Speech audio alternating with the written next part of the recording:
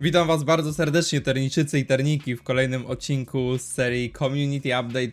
Przepraszam za tak długi czas oczekiwania, ale czekałem na to. Czekałem aż wydadzą w końcu changeloga całego, bo jak Whitemoon zapowiedział, w changelogu będzie o wiele więcej informacji i poprawek, tudzież zmian, które planują wprowadzić. Dlatego stwierdziłem, że poczekam do samego końca, aby przedstawić wam całą klarowność sytuacji i zmian, jakie Whitemoon planuje wprowadzić w update'cie 8.52. Dlatego tu też jestem dla was i dzisiaj przeanalizujemy sobie ten update. Update jest dosyć długi, więc nie będziemy przedłużać tego wstępu. Ja tylko na wstępie powiem, że jeżeli wam się spodoba ten odcineczek, zostawcie łapkę w górę, zostawcie subskrypcję i oczywiście zapraszam tam gdzieś w rogu albo w tamtym wyświetla się link do mojego Twitcha, gdzie prowadzę transmisję na żywo właśnie z gry Broken Ranks. Dlatego bardzo serdecznie was zapraszam. No i oczywiście jak zawsze na koniec ważne informacje. Także zostańcie do końca i lecimy z tematem, co nam Whitemoon przygotował w tym update'cie. A przygotował bardzo wiele. Kolejna aktualizacja serii Community Update, w której zawsze skupiamy się wokół waszych sugestii dotyczących nowych feature'ów i usprawnień obecnych mechanik, czyli szeroko pojętej poprawy call. Tym razem głównym elementem jest szereg udogodnień ułatwiających handel poprzez targowisko, ale czeka was także kilkanaście innych pomniejszych zmian. Dorzuciliśmy też nieco poprawek balansowych, a więc zapraszamy do lektury. Zajmijmy się najpierw targowiskiem. Wprowadzenie możliwości wystawienia ofert kupna przedmiotów lub artefakt. Wprowadzenie możliwości podglądu statystyk sprzedażowych danego przedmiotu lub artefaktu z poziomu okna ich wystawiania. Czyli tak jak tutaj widzimy, będziemy mieli pewnie całą analizę, jak dana rzecz się sprzedawała. Można powiedzieć, że takie statystyki, które mogą też dać nam wiele informacji, za ile to wystawić, jaka jest szansa, że zajdzie nam to za więcej, czy w ogóle jest to sens wystawiać w aktualnym momencie. Wprowadzenie możliwości wycofania części przedmiotów w ramach istniejącej oferty. Wprowadzenie możliwości stworzenia linku do wystawionego na targowisku sprzętu lub artefaktu poprzez skrót Ctrl i lewy przycisk myszki na danej grafice w oknie aktywnych ofert. Jest to dosyć bardzo ważna poprawka dla nas wszystkich, bo jak wiecie, nieraz coś wystawialiście, a na przykład chcieliście to komuś pokazać, no to musieliście mówić, że jest to na targowisku, żeby sobie zobaczył i tak dalej, a teraz możemy nie dość, że wystawić to na targowisku, czy też na przykład po samym resecie gry, kiedy mieliśmy to skopiowane przed wystawieniem na targ, no to trzeba było się z tym bawić, żeby to skopiować po ponownym zalogowaniu i możliwości wystawienia tego na czacie handlowym. Teraz już nam to Whitemoon ułatwił. Dodanie kolumny z wytrzymałością i ornamentami w zakładce z ofertami sprzętów. Widzimy to na tym screenie. Durability, Ornaments. Mamy pokazane gwiazdki, ile ma dany przedmiot, mamy pokazany jaki jest procent, nie musimy na to najeżdżać i gdzieś tego kopać, więc dosyć fajne ułatwienie. Dodanie kolumny, poprawienie w filtrach sprzętu, dodanie możliwości zdefiniowania wytrzymałości, czyli sortowania po procencie wytrzymałości, dodanie możliwości wyczyszczenia jednym przyciskiem całości lub wybranej sekcji, dodanie możliwości włączenia i wyłączenia wszystkich filtrów z poziomu okna z aktywnymi ofertami. Pokazanie w głównym oknie targowiska bieżącej pojemności depozytu targowiskowego. W przypadku zakupu większej ilości przedmiotów będzie też pokazana ile dana ilość zajmie w nim miejsca. Ograniczenie możliwości wyboru do zakupu takiej ilości przedmiotów, która zmieści się w depozycie lub na którą gracz posiada wystarczające środki. Do tej pory po próbie takiego zakupu gracz otrzymywał tylko notyfikację i musiał próbować jeszcze raz, czyli że mało miejsca w depozycie. Wprowadzenie możliwości dodania przedmiotu lub artefaktu do ulubionych z poziomu podpowiedzi w wyszukiwarce na targowisku, czyli tą gwiazdeczkę jak sobie tam mogliśmy dać. Teraz można będzie ją od razu dać z poziomu tego.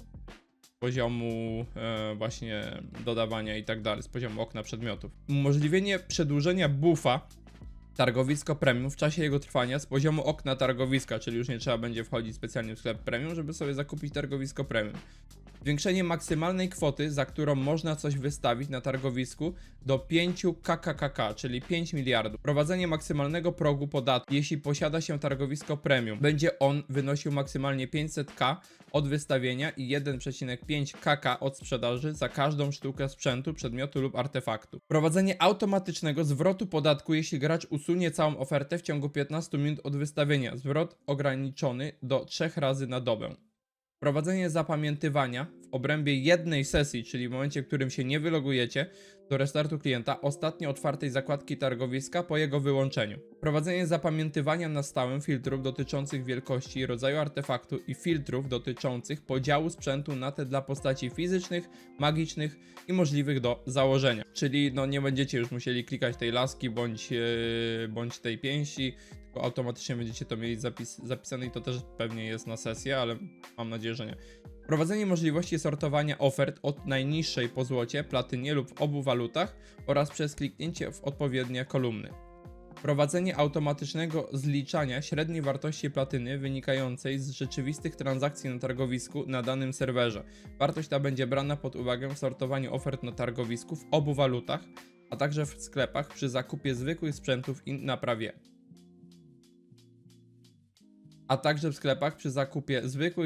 i naprawie. Umożliwienie wyszukiwania na targowisku bez konieczności stosowania w nazwach znaków diakrytycznych, apostrofów i myślników. Uniezależnienie podświetlania wybranego obiektu na targowisku od scrollowania. Zaznaczony kliknięciem przedmiot pozostanie taki do momentu jego odkliknięcia, kliknięcie innego lub zmiany zakładki.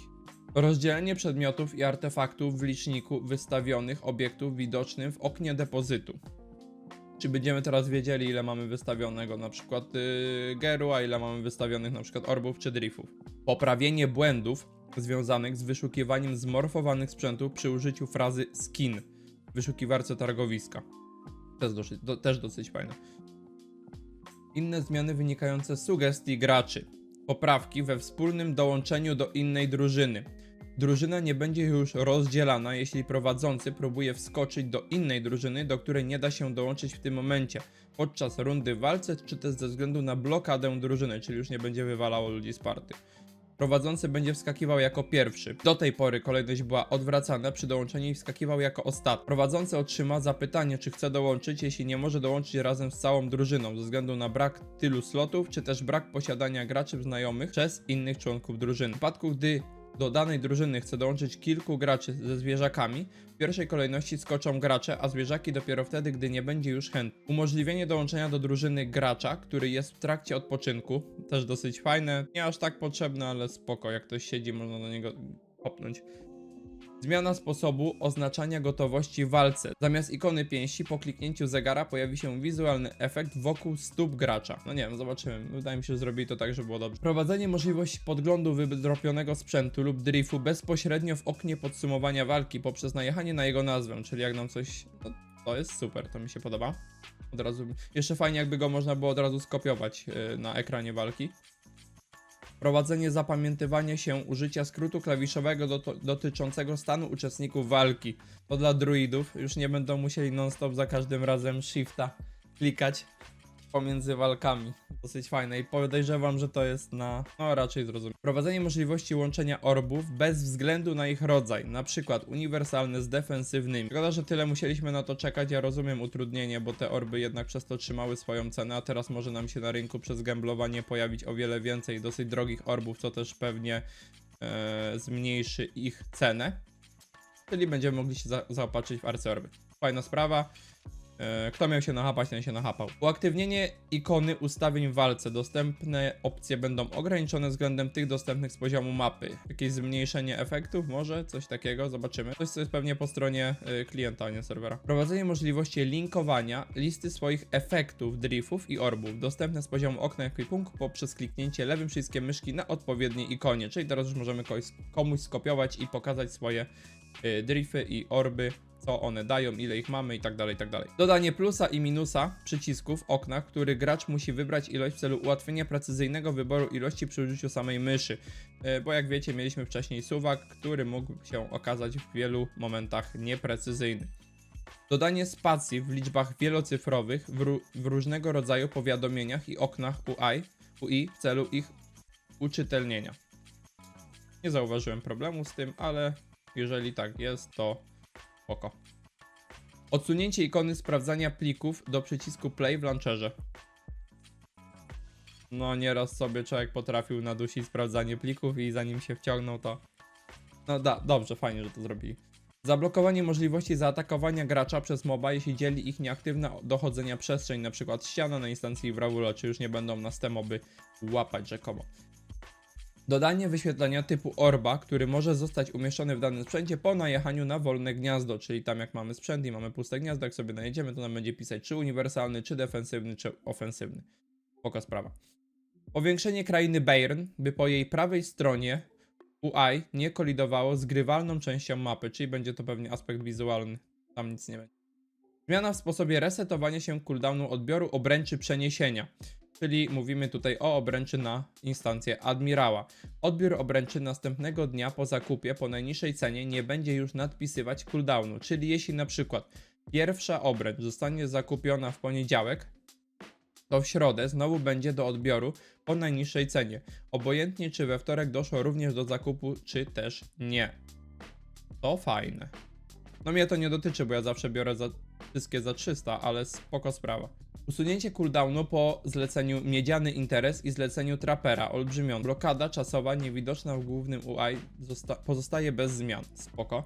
Dodanie w grocie oka, prawdopodobnie mówimy tutaj o Waldorogu, ostrzeżenia w formie pop-upu, jeśli gracz pokona strażników spojrzenia i spróbuje wyjść z instancji bez zabrania ze sobą oka. Zmiana grafiki do ekwipunku jedzenie dla zwierzaków w celu wyraźnego rozróżnienia go od mięsa jaka. No były identyczne, więc zrozumiałe, że naprawdę zmienili to. No trzeba było jednak tam najechać i przeczytać, jak ktoś tam gdzieś tam jeszcze w międzyczasie robił jaki i tak dalej. Bardzo dobrze. Poprawki dialogowe. Przeniesienie dialogów prowadzących do sklepów na pierwszą pozycję. I super, nie trzeba będzie tyle klikać. Mam nadzieję, że obejmuje to raki i obręcze. Posegregowanie opcji u przewodników zgodnie z poziomem, na który jest kraina. Dialog z ortagiem na Moranie. Dodanie możliwości odbioru dynamitu w pierwszym dialogu. Poprawki w dialogach u Wresztejna. No, głównie związane z uproszczeniem odbioru raków i wzmocnieniu raków. Handgins, umożliwienie odtworzenia portalu na admirała w pierwszym dialogu. No, inne pomniejsze korekty. Ale widzę, że zapomnieli tu o obręczach do Bedisy. No, ale trudno. Usunięcie parametru charakter z okna statystyk postaci. Zmiana w działaniu ikony oznaczającej nowości w sklepie premium będzie się wyświetlać tylko raz, aż do odkliknięcia, a nie po każdym restarcie klienta. No i reinstalu. Mi się co chwilę świeciła ta ikona od tego króliczego naszyjnika na edycję postaci. Dodanie dedykowanej, bardziej widocznej skrzyni z wielkim znakiem Claudiusa na instancji duchów żywiołów. No tak, była sytuacja, że tym bardziej teraz jak zmienili to, że nie da się już przebiec tam, bo się ginie, to ten znak powinien być dosyć widoczny. Uważam nawet, że powinien zostać ułatwiony, bardziej łatwiejsze jego zdobycie. Dodanie agresywności Gadirze na każdej ścieżce trudności. Okej, agresywności. I co będzie więcej biła? Bardziej agresywna. Zobaczymy, chyba pójdziemy ją przetestować na którymś ze streamów. Zmiana na Selenie i to jest piękne, skróci nam to czas, moi kochani, robienia tej Seleny. W przypadku, gdy zostanie ona pokonana, sama Selena, a na przykład na ognikach zostaje wam, nie wiem, 2 rundy, 3 niewrażliwości, to one w kolejnej rundzie po jej śmierci zmyją to z siebie i będzie je można bić. Niestety zmyją też ewentualne debuffy, które mają od nas, czyli można powiedzieć, że się zmyją do zera. Dlatego musicie o tym pamiętać, jeżeli party będzie takie, że jednak będziecie potrzebowali strucia tych ogników przez VDK i tak dalej, to musicie pamiętać, że po zabiciu Seleny one na rundę, póki nie zostaną strute, stają się większym zagrożeniem. Zmiana sposobu działania Inferny na stoku. Aby otworzyć przejście, będzie trzeba, tak jak dotąd, wlać 12 paliwa. I teraz jedno paliwo to jest minuta, czyli w momencie, w którym zalejecie ją i ona się otworzy, to co minutę będzie spadał jeden poziom z 12, czyli 12 minut macie ewentualnie, jak ktoś się tam spóźni, na wejście, ale jeżeli wiecie, że została minuta, a ktoś tam mówi, że jeszcze chwila, możecie tego paliwa dolać, to przedłuży wam czas zamknięcia o daną ilość zalania paliwa. Czyli jeżeli jest minuta, wlejecie 2, no to jeszcze 3 minuty do zamknięcia. Zmiana poziomu, do którego są agresywne dwójki tygrysów w lesie orków na 50. To są te na przejściu. Będzie można już na ludzie latać sobie Fiodora, widzowie. Tak mi się wydaje, ale no dwójki tygrysów. Wydaje mi się, że tam są jeszcze jakieś dwójki tygrysów i oni akurat tych na przejściu nie ruszą, tak jak podobnie jak z komarem w wiosce druidów, ale no nie wiem, zobaczymy. Fajnie jakby to zmienili, bo to jednak denerwuje. Zmiany w evencie Lempo mające na celu umożliwienie wzięcia udziału i zdobycie nagród większej ilości graczy niż do tej pory. Czyli jest większa szansa, że się zakwalifikujecie i coś będziecie z tego mieli, bo też jak jakieś większe levele to biły i tak dalej, to ten event padał tak szybko, że osoby, które biły to same czy coś tam mogły nie zdążyć sobie cokolwiek tam nastukać. Etap 1 i 3. Do sukcesu będzie wymagane pokonanie odpowiednio 40 i 30 mobów, jednak same etapy będą trwać dłużej i zostaną zakończone dopiero, gdy upłynie czas. Aha, czyli no to tak jak na instancji Hywara. Analogicznie jest w ostatnim etapie eventu obrona mostu na pustkowiu Hywara, dlatego tam większość osób, no fajnie, że w końcu idą w to, żeby z tego eventu każdy mógł coś mieć. Etap drugi, zwiększenie ilości potrzebnych przedmiotów do budowy klatek, dodanie drugiego regionu nad jaskiniami pod lodem, na którym pojawiają się potrzebni przeciwnicy. Ok, czyli było ich za mało. Ogólne zwiększenie ilości przeciwników eventowych będą dorespiać w czasie trwania etapów. Spoko. Dodanie w każdym etapie maksymalnej ilości punktów, które można zdobyć. Dodanie voice'a na okoliczne krainy informującego o zbliżającym się evencie. Czyli będziecie mieli powiadomienie w jakiś pop-up czy coś takiego, że za chwilę rozpocznie się event Lemp na okolicznych krainach, czyli pewnie jak będziecie w garnizonie, to też wam się to wyświetli, czy tam w Bayern. Dodanie usuwania przedmiotów z drugiego etapu eventu po jego zakończeniu, czyli te pióro, harpy i tak dalej. Korekty w nagrodach z drużyn i etapów w związku ze zmianami, aby odpowiadały nagrodom sprzed zmian. Ok.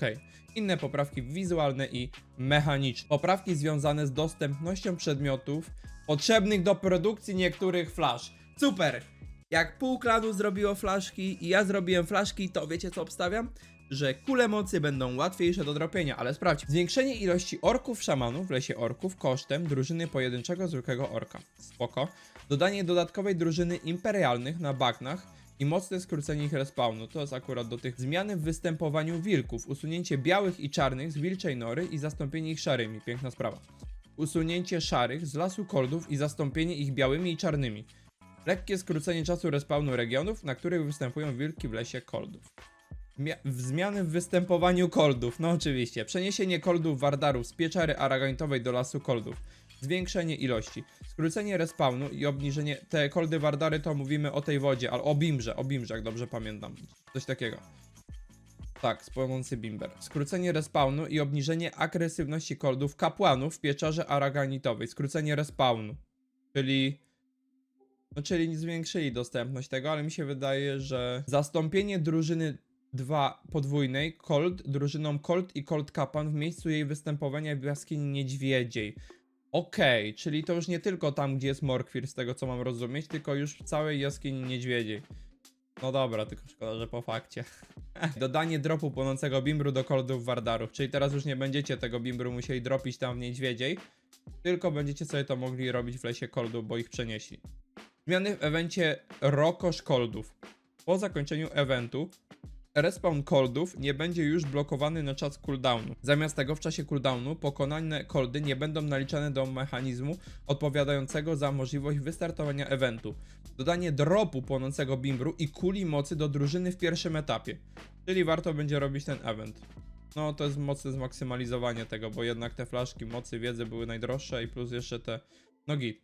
Dodanie dropu głowy szamana do Rizrula i płonącego bimbru do Karola Colda. No ale to jest akurat takie, że rzadko się to widzi. Inne.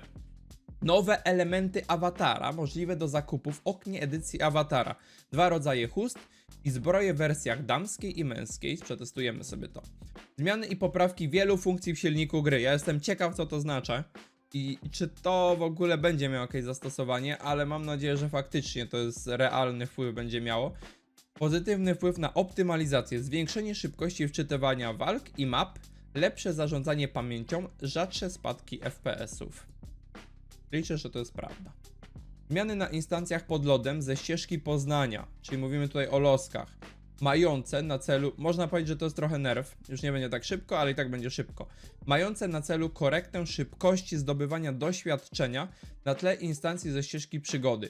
Dodanie 2 dodatkowych drużyn na każdej instancji. Zmniejszenie zdobywanego doświadczenia przy jednoczesnym zachowaniu łącznej ilości doświadczenia za instancją. Zwiększenie, czyli to jest tak, że to jest na celu wydłużenie czasu robienia tej instancji, bo od exp będziecie mieli takie sam, ale więcej grupek do ubicia. Zwiększenie zdobywanego psychodoświadczenia na instancjach pod lodzem ze ścieżki przygody. Spoko, może zacznę to latać. Trzeba zagadać z Wiolką, bo ona lubi te loski. Zmiana w działaniu obniżenia szansy na drop za poziom na instancjach. Będziemy brać pod uwagę najwyższy poziom postaci, która weszła na instancję, a nie uczestnictwo w walce. No właśnie gdzieś mi się obiło o oczy, że byłem na loskach, a miałem szansę na drop na plusie. Nie wiem jak to działało. Zmiany w instancji wieży ze ścieżki wyzwania. Obniżenie statystyk Gadiry i Gregoriusa. Zwiększenie nagród w postaci doświadczenia, złota, tropów i driftów. Ej, buff dla wieży na hardzie. Trzeba będzie to wylatać. O, skupcie się widzę na tym, bo wieża jest dosyć fajna. Zmiany w instancji Ichtiona ze ścieżki wyzwania. Zwiększenie nagród w postaci doświadczenia, złota, tropów i synergetyków. Bardzo dobrze, White Moon, że w końcu dbacie o nowych graczy. Tylko dlaczego to jest na hardzie? Pomyślcie nad przygodą. Troszkę, ale pomyślcie. Nowa lokacja w strefie Talia, siedziba Warnika, do której można dostać się z siedziby pozostałych. W związku z tym przeniesienie Warnika do tej lokacji i pomniejsze poprawki w dialogach i rozstawieniu NPC-ów. Dodanie w mordowni tablicy upamiętniającej pierwsze drużyny, które pokonały najtrudniejsze etapy w poprzednich edycjach eventu, rodziny po Koldziemu oraz dodanie rozmów w barze, tąpnięcie na ich temat. W końcu! Bardzo dobrze, że chłopaków upamiętnili. Pozdro dla ostatniej drużyny, która to ubiła. Błędy. Poprawienie błędu za... Żeby nie było White Moon. To nie jest adekwatna nagroda do trudu, jaki chłopaki w to włożyli. Ale dobrze, że próbujecie wyjść z twarzą. Błędy. Poprawienie błędu za zawieszenie się walki, gdy w ostatniej rundzie ktoś utracił połączenie. W takiej sytuacji konieczny był Bo w takiej sytuacji konieczny był restart klienta, by kontynuować rozgrywkę. Od teraz po utracie połączenia serwer poczeka na gracza przez 30 sekund. Jeśli w tym czasie nie dojdzie do zalogowania, to walka zostanie zakończona. No i baja. No i już nie trzeba robić Aldo 4, widzowie. Poprawienie błędu w walce z Lawią, Wyniesionym i Chywarem. Nie miałem takiej sytuacji, gdy zostali pokonani przy użyciu umiejętności wyładowanie gniewu, zawieszenie się walk, brak transformacji. Poprawienie błędu występującego, gdy efekt wyssanie zdrowia z orba zadziałał podczas użycia umiejętności wyładowania gniewu. Ilość zdrowia gracza nie była wtedy prawidłowo wyświetlana, to powodowało różne błędy widoczne, zwłaszcza gdy postać zginęła lub miała zginąć. Przykładowe błędy z tym związane. Gracz widział swoją śmierć od energetycznej szpili, gracz miał zginąć od obrażeń biernych, ale nagle znikąd zostało mu dodane zdrowie, gracz widział, że ktoś z drużyny umiera, po czym staje i oddaje ataki. To ja to miałem! Widzę, to akurat miałem. Normalnie było tak. Ginę, to będziecie mieli na TikToku. Prawdopodobnie podlinkuję wam to w opisie. Ginę, wstaję i zabijam Selenę ostatnim hitem. Gracz widział swoją śmierć, po powrocie przeciwnika już nie było, bo go dobił. Poprawienie błędu, w wyniku którego na czacie handlowym cooldown zostawał nałożony ponownie zaraz po upływie poprzedniego. Chyba tak miałem. Poprawienie błędu, w wyniku którego podatek gildyjny był pobierany 2 razy, jeśli restart serwera miał miejsce w okolicach północy. Super. Inne pomniejsze... Walili nas na siano. Inne pomniejsze poprawki błędów graficznych, animacyjnych, mechanicznych, tekstach i questach. Mordeczki, mamy omówiony cały community update. Mam nadzieję, że to, co wam tutaj rozjaśniłem, trochę was pociesza i to są zmiany, na które czekaliście. Ja czuję niedosyt, ale ja zawsze czuję niedosyt, bo chcę, żeby ta gra była jak najlepsza, ale i tak szapoba dla White Moonu, że wprowadziło takie poprawki. I co? I czekamy na kolejny update. Ja się z tego miejsca z wami żegnam, dziękuję wam za uwagę, życzę wam oczywiście dropa, no i przypominam o zostawieniu łapki, że wam się spodobało, subskrypcji, no i napiszcie w komentarzu, czy to są zmiany, jakich oczekiwaliście od Community Update'u 8.52. No i oczywiście tam w rogu wyświetla się mój Twitch, na którym robię transmisję na żywo z gry Broken Ranks. Dropa życzę, trzymajcie się, na razie.